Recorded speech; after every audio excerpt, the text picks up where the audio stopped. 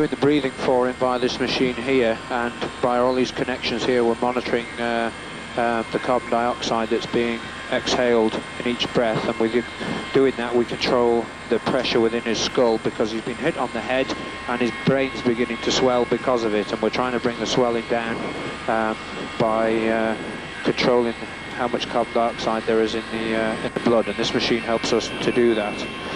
And the rest of the machines are keeping an eye on his blood pressure and his pulse rate, and making sure that he's got enough oxygen in his blood, because those are the sort of things that damage your brain: low blood pressure and not enough oxygen. How long were we on scene there, guys? 31 minutes. Too long, too long. It should be quicker than that.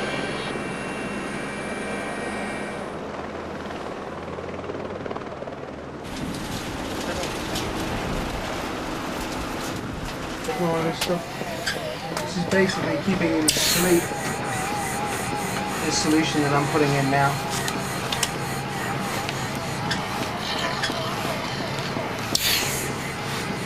It's keeping him asleep, and he's got an anaesthetic now, a general anaesthetic like you'd have with any operation, and it allows us to control his breathing, so we decrease the swelling in his head, and to control his other observations, make sure he's well oxygenated.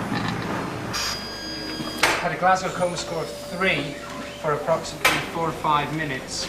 On our arrival, his Glasgow coma score was 8. He was moving all 4 limbs to pain, localizing. Pupils were equal and reactive to light. He had evidence of a head injury with a large body swelling around his left occiput. Chest, abdomen, pelvis and limbs don't appear to have been injured. He's been hemodynamically stable. You can have a Glasgow coma score of 3 with no pulse and no blood pressure, and you're dead. You can have a Glasgow coma score of 3 with some pulse and some blood pressure, which means you're just alive.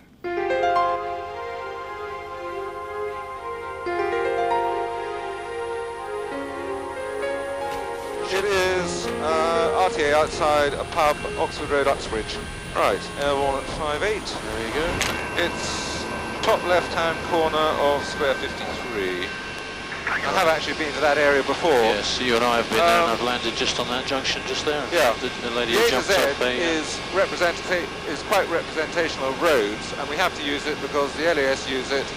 It's not actually very representational in real terms, because these roads on the ground don't look yellow, they're not that wide. It shows some parts it doesn't. But so what we'll do is when we get closer, we'll try and identify the actual scene. Probably might do one trip round it. If it's fairly obvious and there's a big landing site right next door, Mark will probably go straight in there. That's the roundabout. It should be just past this visual.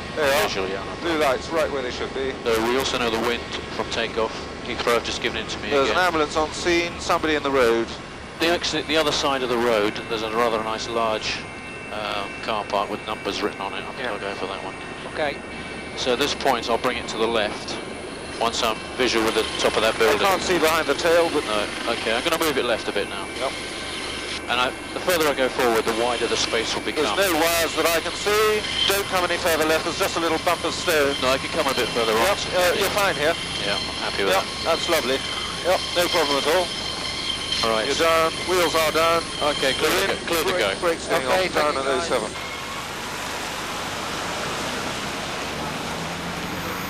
You okay, George? It's not pinching your bum here, George, is it?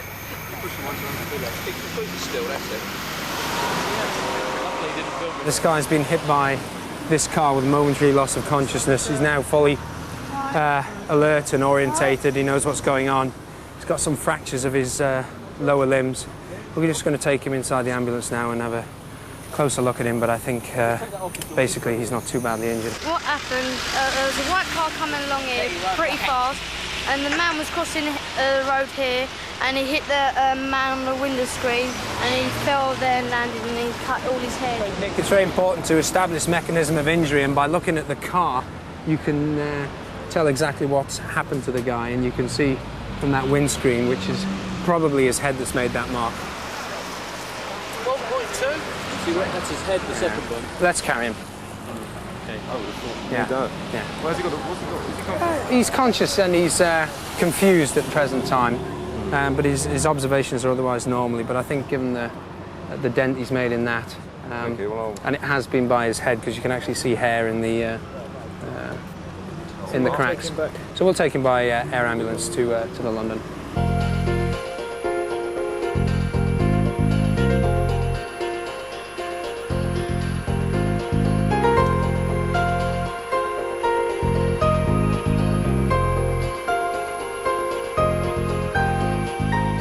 We failed to be shot down by the West London Shooting School. You see all the clays underneath us? No, I didn't. It's just down. Oh, that one, yes, yeah. Closer to it, yeah. 700 feet. We're looking for the BT tower. Yes, no problem.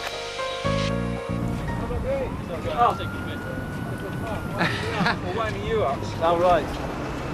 Second button in from the left. Second button from the left. That's all right. I'll do it.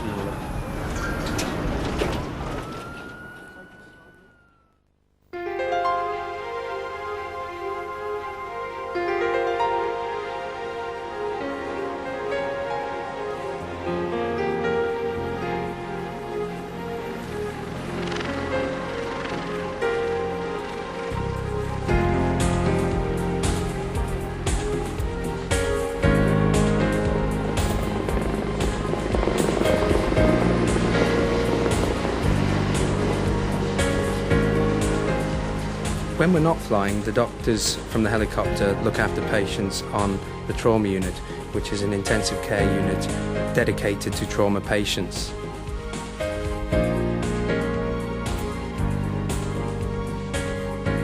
Danny Cole, the patient that we rescued from the digger yesterday, has been brought back to the Royal London Hospital.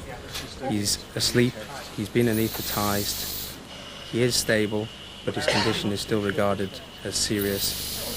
Trauma is basically mechanical injury. Somebody who's been run over by a car or involved in a car crash or jumped off a building or pushed under a train. These individuals have sustained injuries from that, and that's what we call traumatic injury.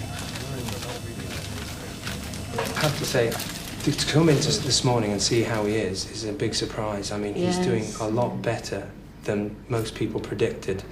The main problem is the rib fractures that he has have damaged the lungs underneath. The lungs are damaged, but badly? Well, not as badly as we thought. Fingers crossed if he keeps making this progress. So the lungs at the moment are... Then we're doing the breathing for him, but we're not having to support the function as much as we expected. What happens is when the lungs are damaged, they actually swell up, just like if you twist your ankle, it swells up over the next 24 hours. The lungs do the same, but the lungs have to oxygenate the blood. That's their function. He's very lucky to be alive, I think, because considering the vehicle that he was run over by, he's very lucky to be here. Yeah, he's a strong man. Yeah, obviously. Yeah, strong and lovely.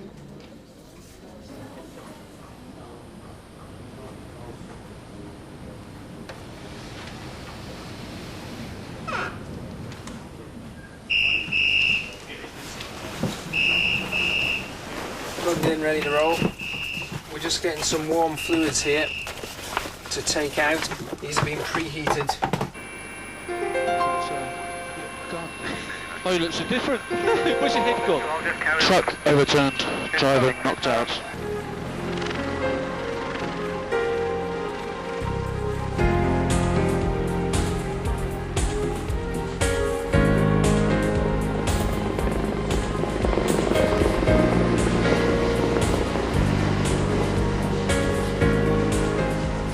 When we're not flying, the doctors from the helicopter look after patients on the trauma unit, which is an intensive care unit dedicated to trauma patients.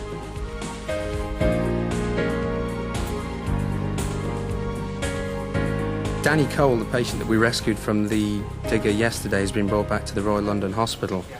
He's asleep, he's been anaesthetised, he is stable, but his condition is still regarded as serious. Trauma is basically mechanical injury. Somebody who's been run over by a car